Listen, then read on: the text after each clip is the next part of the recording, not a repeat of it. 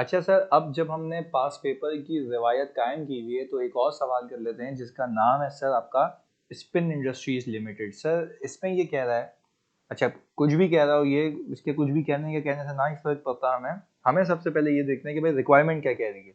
Calculate the amount of borrowing cost to be capitalize on 30 June 2016, यानी क्या ये रहा है 30 जून 2016 तक जितनी भी बोरिंग कॉस्ट कैपिटलाइज होनी चाहिए वो अमाउंट निकाल के दे दो in accordance with IFRS. Borrowing cost calculation should be based on the number of month. Sir again requirement ये कह रही है फॉर द, ये नहीं बोल रहा एज ऑन बोल रहा है, यानी बोल रहा है आज तक 30 जून 2016 तक जितनी भी बोरिंग कॉस्ट कैपिटलाइज होनी चाहिए उसकी अमाउंट बता दो। आगे जी हमने कहा कि sir on September 1 2015 spin industries limited started construction of its new office building and completed it on May 31 2016। यानी सर अगर हम ये कहें कि 1 सितंबर 2015 पे काम शुरू हुआ है और ये 31 मई 2016 पे खत्म हो जाएगा। आगे फिर 1 सितंबर को पेमेंट भी हो गई है, मतलब टेक्निकली यहाँ से काम शुरू हो जाना चाहिए। In addition to the above payments SL paid a fee of rupees 8 million on September 1, 2015 for obtaining a permit allowing the construction of the building। यानी वो कह ये रहा है कि भाई क्योंकि ऐसी बात है आपने जब कंस्ट्रक्शन करनी होती है तो आपने लीगल अथॉरिटी से परमिशन लेनी होती है, परमिट का एक डॉक्यूमेंट लेना होता है, तो उसके लिए भी आपने कितने पे किए हैं 8 मिलियन। आगे on August 1 2015 a medium term loan of rupees 25 million was obtained specifically for the construction of the building। यानी सर वो क्या ये रहा है कि आपने टेक्निकली ये जो कंस्ट्रक्शन शुरू की है वो शुरू की है इधर, और मैं यहाँ पे लिख देता हूँ सर वो डेट है सितंबर 2015 और यहाँ पे मैं लिख रहा हूँ यह है हमारी कंस्ट्रक्शन की स्टार्ट डेट। सही जी, ये कंस्ट्रक्शन की स्टार्ट डेट है। अच्छा भाई हमने सर लोन कब लिया है इसमें, हमने लोन कब लिया है सर, हमने लोन लिया है अगस्त 1 2015 पे। सही जी, यानी एक महीना पहले आप देख सकते हैं यहाँ पे सर ये रहा। अच्छा भाई 25 मिलियन का स्पेसिफिकली फॉर द, यानी स्पेसिफिक बोरिंग हो गई है। The loan carried a markup of 12% per annum payable semi annually. Payable semi annually please सुनिएगा, देखिए लिखा हुआ है the loan carried a markup of 12% per annum payable semi-annually, a commitment fee at the rate of 0.5% of the amount of loan was charged by the bank। यानी भाई वो क्या ये रहा है कि बाज़ औक़ात जब आप किसी बैंक के पास लोन लेने जाते हैं तो वो अपने बैंक चार्जेस भी काटता है, तो वो जो बैंक चार्जेस हैं आपके वो भी तो टेक्निकली फंड्स को बोरो करने की कॉस्ट है, तो ये भी कैपिटलाइज होगी, इस बात को याद रखिएगा।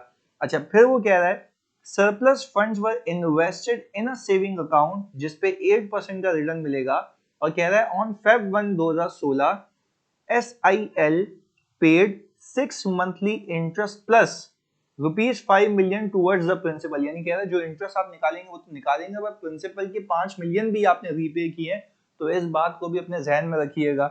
और फिर नीचे रनिंग फाइनेंस फैसिलिटी आपको दे रहा है, ये नंबर 1 हो गई, ये नंबर 2 हो गई, तो आपको पता है आपने टेक्निकली एवरेजिंग करनी है। तो सर आए इस सवाल को लेके चलते हैं। सबसे पहले हम यहाँ पे काम कर लेते हैं स्पेसिफिक बोरिंग का। जो भी है सर स्पेसिफिक बोरिंग आपने की कितने की है सर, स्पेसिफिक बोरिंग आपने की है 1 अगस्त को 25 मिलियन की। तो मैंने कहा अगस्त 1 2015 को 25 मिलियन मैंने विड्रॉ किए, और इस अमाउंट के ऊपर मैं इंटरेस्ट कितना दे रहा हूँ सर, इस अमाउंट के ऊपर मैं इंटरेस्ट दे रहा हूँ कोई 12% का, ये आ गया। और सर कितने महीने के लिए, अगस्त सितंबर अक्टूबर नवंबर दिसंबर जनवरी, 6 महीने हो गए। और देखें ये लिख के भी दे रहा है कि 6 महीने बाद टेक्निकली आपने 1 फरवरी को सही जी अपना 6 मंथली इंटरेस्ट पे किया प्लस प्रिंसिपल भी रीपे किया है। तो सर हम यहाँ पे पहले तो उसको 6/12 करें, और मैंने कहा सर 6/12 करने के बाद 25 इंटू 12% 25 इंटू 12% इंटू 6/12, तो हमने कहा सर ये आ गया 1.5, ये आ गया 1.5, ये 1.5 मिलियन का 6 मंथ्स का इंटरेस्ट है, इस बात को याद रखिएगा। सर हमने कहा फिर यहाँ पे रीपेमेंट है। अच्छा याद रखिएगा, रीपेमेंट यहाँ से मैं सिर्फ 5 मिलियन माइनस कर रहा हूं क्योंकि प्रिंसिपल रीपेमेंट है। असल में जो टोटल रीपेमेंट है वो कितनी होगी, मैं यहाँ पे लिख देता हूं। टोटल जो रीपे हुआ होगा कौन सी डेट पे, फेब 1 को 2016 में, वो हुआ होगा सर 6.5, क्योंकि सरप्लस की वर्किंग में ये काम आएगा नीचे मुझे, तो टोटल पेमेंट इतनी है। खैर मैंने कहा सर ये लोन बच गया 20 मिलियन का। अब इस 20 मिलियन के ऊपर 12%, सही जी, कब तक, फेब, मार्च, अप्रैल, मई, जून, कितने महीने हो गए, 5 महीने। सर 6 महीने का बुक करें ना भाई, मेरा ईयर एंड 30 जून है ना, तो मैं 30 जून तक, देखो यहाँ पे पंचायत कहाँ तक की करनी है, 30 जून तक की। तो मैंने कहा सर मैंने 5 महीने का बुक किया, 1 महीने का अगले साल बुक हो जाएगा। तो मैंने कहा सर 20 मिलियन इंटू 12% इंटू 5/12, तो सर ये आ गया 1 मिलियन, ये आ गया सर 1 मिलियन। खैर अब समझने की बात यह है कि ये जो 1.5 है, हमने यहाँ पे कोई इंटरप्शन पीरियड जैसी कहानी नहीं देखी, हमने यहाँ पर कोई इंटरप्शन पीरियड जैसी कहानी नहीं देखी, बट ये जो 6 महीने हैं ये कहाँ से काउंट हो रहे हैं, अगस्त, सितंबर, अक्टूबर, नवंबर, दिसंबर, जनवरी। सर मैं ये पूछूं आपसे, बनना कब शुरू हुआ है, सर बनना शुरू हुआ था ये 1 सितंबर से, तो क्या 1 महीना मैं इसको उड़ा दूं। सर मैंने कहा ये मेरा 1 मंथ पीएनएल में जाएगा, तो मैंने 1.5 को डिवाइड किया 6 से, तो ये आ गया 0.25, सही है जी। और मैंने कहा 1.5 में से अगर ये माइनस कर दूं तो ये आ गया 1.25, सर ये होगा कैपिटलाइज, तो मैं इसको हाईलाइट कर देता हूँ। तो इसने बोला borrowing cost to be capitalize इस दिन तक बता दें, सही है जी। खैर आगे, अब मैंने कहा ये जो बकाया इंटरेस्ट है आपके पास, बकाया इंटरेस्ट है आपके पास, वो कितने महीने का, सर टोटलिटी में 5 महीने का है। अब जब ये टोटलिटी में इंटरेस्ट आपका 5 महीनों का है, तो इसमें से आप ये देखें कि कब तक आप कैपिटलाइज कर सकते हैं। भाई अगर वो स्पेसिफिकली लिख के दे रहा है कि 31 मई को एसेट कंप्लीट हो चुका है, 31 मई को एसेट कंप्लीट हो चुका है, तो you need to know the fact and you need to remember कि यहाँ पे मुझे कैपिटलाइजेशन रोक देनी है, इसके बाद फर्दर कैपिटलाइजेशन नहीं होगी। तो मैंने ये कहा कि सर अगर ये 5 महीने का है, तो मैंने कहा इसमें से 1 मंथ पीएनएल में जाएगा और 4 मंथ क्या होंगे, कैपिटलाइज होंगे। तो मैंने क्या, दिस डिवाइड बाय 5 इंटू 4, तो ये आ गया 0.8, सही है जी। और 0.8 में से अगर ये माइनस कर दूं तो आ गया 0.2। तो समझने की बात ये कि ये कैपिटलाइज हो जाएगा, क्योंकि आप सिंपल देखें कैपिटलाइजेशन कब तक होगी, फरवरी, मार्च, अप्रैल, मई, बस दैट्स इट। इसके बाद जो 1 महीने का आगे जो भी इंटरेस्ट होगा वो सब क्या होगा, एक्सपेंस आउट। चलें जी, ये तो हो गई सर स्पेसिफिक बोरिंग। से आपने रीपेमेंट क्यों नहीं लिखा, रीपेमेंट अब अगले जून के आखिर में होगी ना, 6 मंथली है, तो अभी जो जून का महीना आपने गुजार लिया वो तो 5 महीने हुए, जुलाई में जाके पेमेंट होगी। स्पेसिफिक के बाद सर हम ऑल टुगेदर वर्किंग कर लेते हैं किसकी भाई, सरप्लस फंड्स की। अच्छा सरप्लस फंड्स के लिए आपने जो लोन ऑब्टेन किया था वो किया था अगस्त 1 2015 पे। अच्छा अगस्त 1 2015 पे आपकी जेब में आए थे 25 मिलियन। अच्छा अब एक एक करके आपने यहाँ पे सुकून से मेरी बात समझनी है। सरप्लस फंड्स की वर्किंग के लिए आप देखिए आपने पहली पेमेंट कब की है, देखो ऊपर डेट ऑफ पेमेंट में सबसे पहले 10 मिलियन की पेमेंट आपको दिख रही है, कितने की, 10 मिलियन की, ये रही ये वाली पेमेंट। पर सब देखें वो 1 सितंबर को है, पर नीचे आप अगर फोकस करें तो आपने देखें इसमें लिख के दिया हुआ है कि आपने in addition to the above payments, in addition to the above payments, आपने जो है 8 मिलियन की 1 सितंबर को एक और पेमेंट की है, और जब आपने लोन लिया था तो आपने 5% कमिटमेंट फी भी दी है। यानी सर एक बात बताऊं आपको, आपने इसी दिन के ऊपर इसी पैसे में से कमिटमेंट फी दी होगी। लेट्स से अगर हम किसी बैंक से फाइनेंसिंग करने जाते हैं तो वो आपको जो अपफ्रंट पैसे देता है तो वो अपनी फी काट के देता है, ऐसा नहीं होता पैसे लो फिर वापस ले लो, क्या नेट इफेक्ट तो वही है ना। तो कमिटमेंट फी कितने परसेंट उसने बोली है सर, कमिटमेंट फी उसने बोली है 0.5%। सही जी, 0.5 ही है ना, हाँ जी 0.5% है। खैर तो हमने कहा 0.5% को मैंने 25 से मल्टीप्लाई किया तो यह गया 0.125। ये तो इसी दिन चले गए पैसे। और मैंने कहा सर इसमें से 25 मिलियन में से अगर ये हटा दूं 24.875 आ गया, 24.875। सर ये बात बता दूं मैं आपको, ये बात बता दूं, मैं यहाँ पे लिख भी रहा हूं सर, ये भी आपकी क्या है, ये भी आपकी बोरिंग कॉस्ट है, ये भी कैपिटलाइज होगी। बात समझिएगा, ये भी कैप, क्योंकि देखो ये मैं फिर बता दूं, ये बोरिंग कॉस्ट इसलिए कैपिटलाइज होगी क्योंकि ये फंड्स को बोरो करने की डायरेक्टली एट्रीब्यूटेबल कॉस्ट है। क्योंकि अगर ये पैसे नहीं देते तो आपको ये लोन भी नहीं मिलता। तो this is also a borrowing cost and this will also become a part. देखो बोरिंग कॉस्ट का मतलब है ना, फंड्स को बोरो करने के लिए जो आपने एडिशनल जेब से पैसे लगाने, तो इंटरेस्ट तो होता ही होता है, साथ में कमिटमेंट फी भी होती है। बात क्लियर है? अच्छा भाई, फिर हमने ये कहा, अच्छा देखो अब तुम लोग सोच रहे हो कि काम तो शुरू सर हुआ है, ये पैसे पहले ही ले रहा। देखो ये fee is not proportional to interest, interest तो टाइम के साथ लगता है ना, तो उस पर देखा जाता है काम शुरू हो गया हो नहीं हुआ हो। ये जो कमिटमेंट फी है ये तो स्ट्रेट कैपिटलाइज होगी, इस पे तो कोई दो राय है ही नहीं।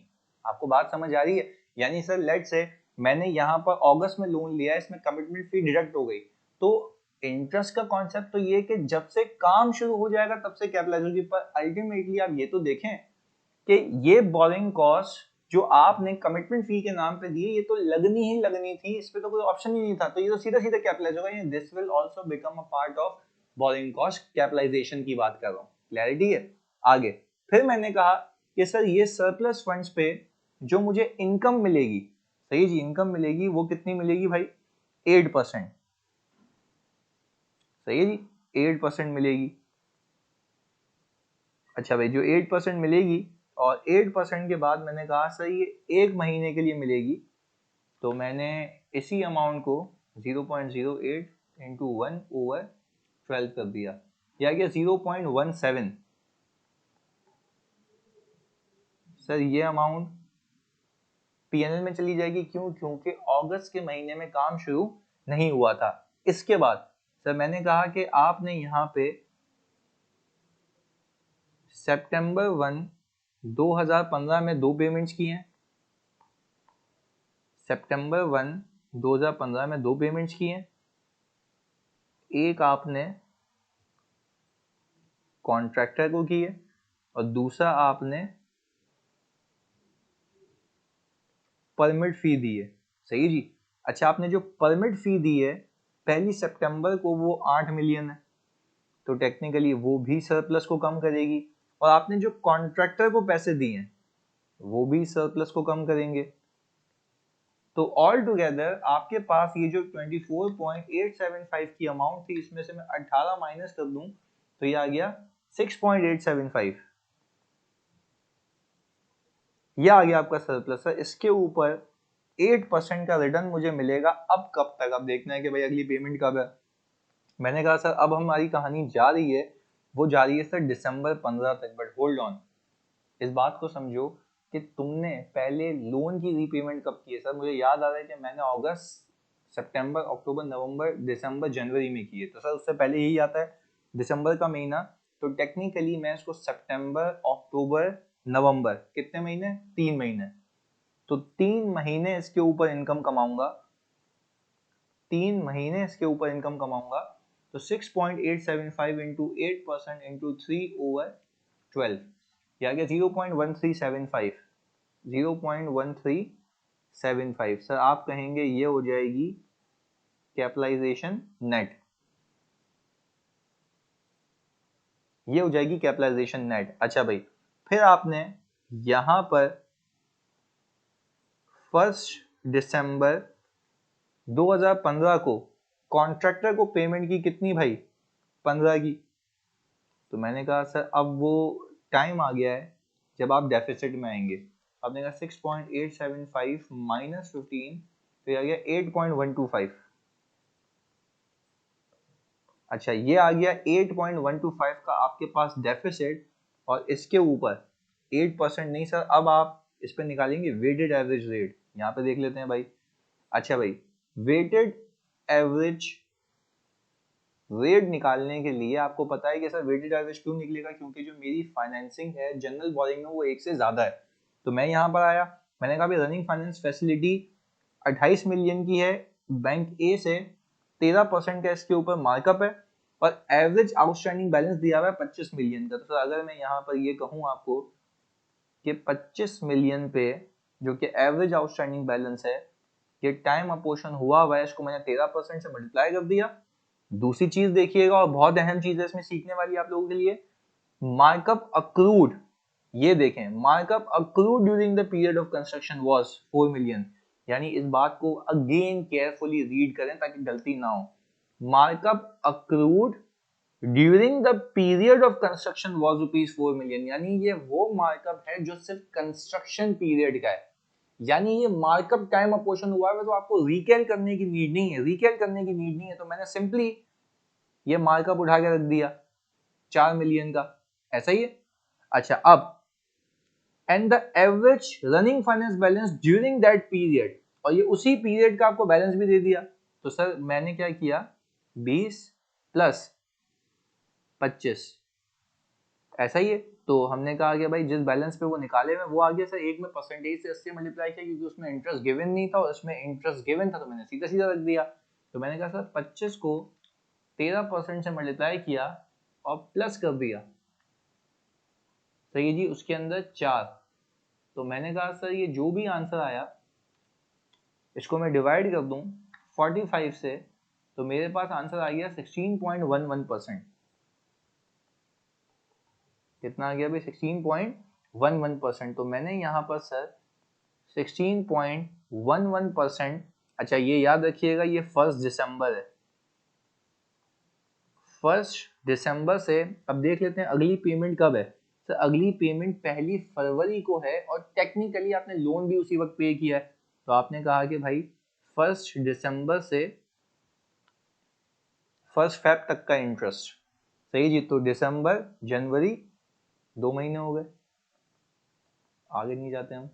अच्छा भाई 8.125 इंटू 0.1611 इंटू 2/12, सही है जी। तो आपने कहा 0.22, क्या आ गया सर 0.22। हमने कहा सर ये कैपिटलाइज होगा।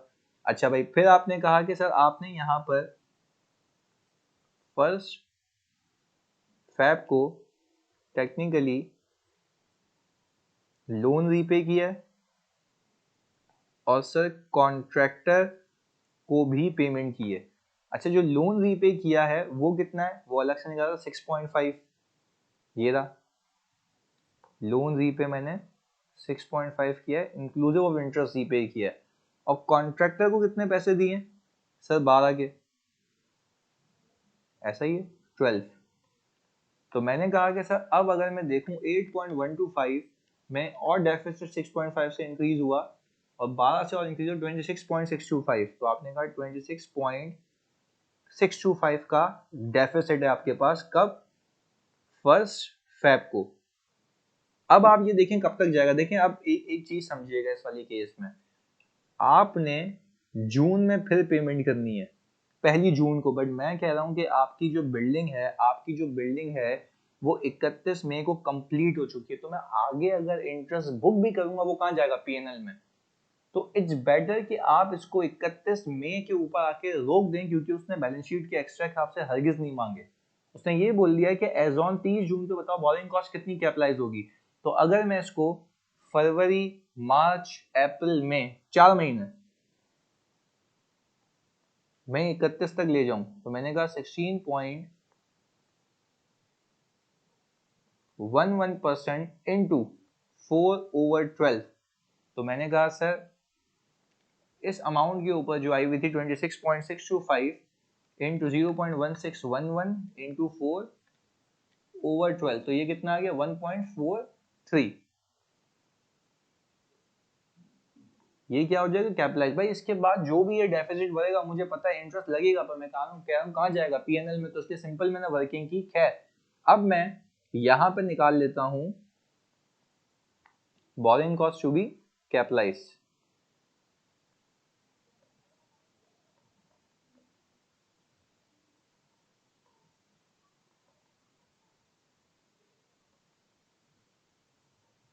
हाँ जी, boring cost to be capitalise के अंदर आपने सबसे पहले कह दिया स्पेसिफिक बोरिंग कॉस्ट कितनी है भाई। तो स्पेसिफिक बोरिंग कॉस्ट आपने निकाली हुई है, ये आ रही है आपकी 0.8 और प्लस 1.25, ये आ गया 2.05, ये आ गया सर 2.05। आपने कहा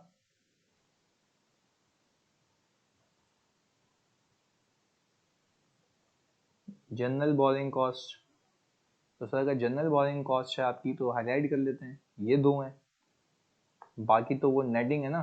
तो आपने कहा 0.22 प्लस 1.43, तो ये आ गया 1.65। और आपने कहा सर ये यहाँ पर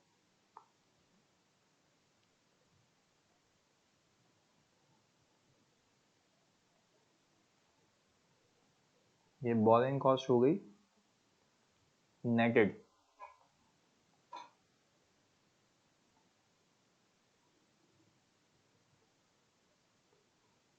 अच्छा भाई, जो बोरिंग कॉस्ट नेट हुई है उसको मैं जरा अलग रंग से हाईलाइट कर दूं भाई, एक ही है, वो ये रही 0.1375।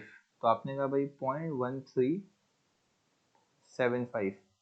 अच्छा भाई ये तो हो गई बोरिंग कॉस्ट की कहानी 0.1375। इसके बाद आपने कहा कमिटमेंट फी टू बैंक, और कमिटमेंट फी कितनी थी सर आपकी 0.125, ये भी कैपिटलाइज होगी।